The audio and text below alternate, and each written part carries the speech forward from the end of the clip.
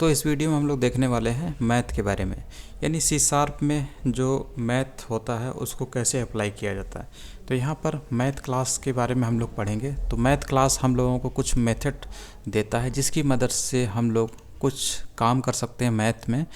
जैसे कि अगर आपको नंबर दिए हैं दो नंबर के बीच में आपको मैक्सिमम नंबर पता करना है, तो यहाँ पर आप मैथ क्लास की एक मैक्स मेथड होता है जिसके ज़रिए हम लोग ये पता कर सकते हैं कि दो नंबर में कौन सा नंबर बड़ा है। जैसे कि इसी को देखते हैं, तो यहाँ पर मैथ क्लास की एक मैथ फंक्शन का इस्तेमाल किया गया है और इसमें हम लोग जब दो नंबर पास करते हैं तो इन दोनों में जो बड़ा नंबर होता है उसी को ये मैथ फंक्शन रिटर्न करके देता है। तो यहाँ पर आपको मिल रहा है ये 10, क्योंकि दोनों में कौन सा बड़ा है, 10 बड़ा है। उसी तरीके से मीन फंक्शन भी होता है। तो यहाँ पर अगर मीन लिख लेते हैं तो ये मीन फंक्शन हुआ जो इन दोनों में छोटा नंबर हमें देगा। तो यहाँ पर आपको मिलेगा 5। तो ये जो क्लास है मैथ, इसके अंदर कुछ मेथड है, मैक्स हो गया, मीन हो गया, और उसी तरीके से स्क्वायर रूट पता करने के लिए SQRT मेथड हो गया। तो ये जो मेथड होते हैं आपको कुछ वैल्यू सप्लाई करते हैं, आउटपुट देते हैं। अगर आपने जैसे कि x यानी किसी नंबर का स्क्वायर रूट निकालना है तो उसको आप निकाल सकते हैं इस स्क्वायर रूट मेथड में सप्लाई करके इस नंबर को। जैसे आपको 64 का स्क्वायर रूट निकालना है तो ये मेथड का नाम है SQRT, S कैपिटल है, ठीक है। तो इस क्लास में मौजूद इस मेथड की मदद से हम लोग इसमें नंबर सप्लाई करते हैं और यहाँ पे हमें मिल जाता है 8। तो इस तरीके से आप निकाल सकते हैं स्क्वायर रूट। उसी तरीके से एक एब्सोल्यूट मेथड होता है जो कि इसकी एब्सोल्यूट वैल्यू बताता है। एब्सोल्यूट का मतलब होता है पॉजिटिव वैल्यू। जैसे यहाँ पर निगेटिव वैल्यू है -4.7, इसको ये पॉजिटिव बना देगा, ABS मेथड, ठीक है। तो इस तरीके से आपको ये मिलता है इसका। तो इस तरीके के बहुत सारे मेथड होते हैं, यहाँ पे शॉर्ट में थोड़े से मेथड दिए हैं। उसी तरीके से राउंड मेथड है जो आपको राउंडिंग करके देता है, नंबर के नियरेस्ट होल नंबर देता है। राउंडिंग मतलब नियरेस्ट होल नंबर, जैसे 6.99 है तो इसका राउंडिंग वैल्यू क्या होगा, 10 होगा। तो इसको आपको ये राउंड मेथड में जब आप इसकी वैल्यू डालते हैं, ये वैल्यू डालते हैं तो इसको राउंड करके ये देता है, 10 हो जाता है इसकी वैल्यू। तो इस तरीके से कुछ मेथड होते हैं। तो यहाँ पर थोड़े से मेथड दिए गए हैं, इनको आप डिटेल में देखना चाहें तो इंटरनेट पे बहुत सारे सोर्सेज हैं, वहाँ से हम देख सकते हैं कि सी शार्प में कौन कौन से मैथमेटिकल मेथड होते हैं जो कि आपको वैल्यूज़ देते हैं। उसके बाद स्ट्रिंग्स क्या होती है?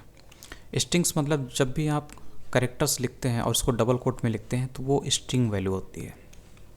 तो इसको स्टोर कैसे करते हैं? तो इसे नॉर्मल तरीके से जब हम वेरिएबल बनाते हैं उसी तरीके से हम इसे इस वेरिएबल में इस तरह की जो वैल्यू होती है इसको स्टोर करते हैं। बस आपको इस वेरिएबल का टाइप यानी कि यहाँ पर आपको देना होता है स्ट्रिंग, क्योंकि इस वेरिएबल में आप स्ट्रिंग टाइप की वैल्यू डाल रहे हैं, स्टोर कर रहे हैं, इसीलिए आपको यहाँ पर इसका टाइप स्ट्रिंग लिखना पड़ता है।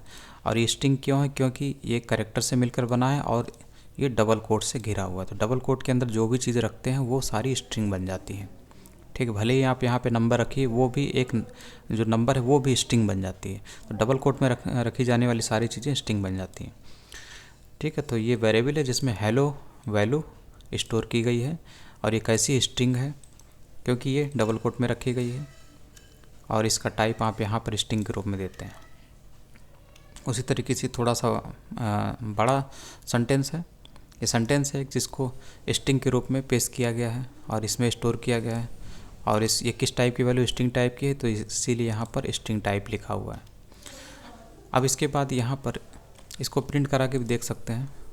देखिए जैसे यहाँ पर इसने राइट लाइन मेथड से इस वेरिएबल में पड़ी हुई वैल्यू को प्रिंट किया, तो यहाँ पर वैल्यू इस मेथड में इस वेरिएबल को सप्लाई कर रहा है, तो इससे आपको हेलो मिल जाता है, तो आपको यहाँ हेलो दिखता है। उसके बाद ग्रीटिंग टू वेरिएबल में ये वाली वैल्यू पड़ी हुई है जो कि स्ट्रिंग टाइप की है।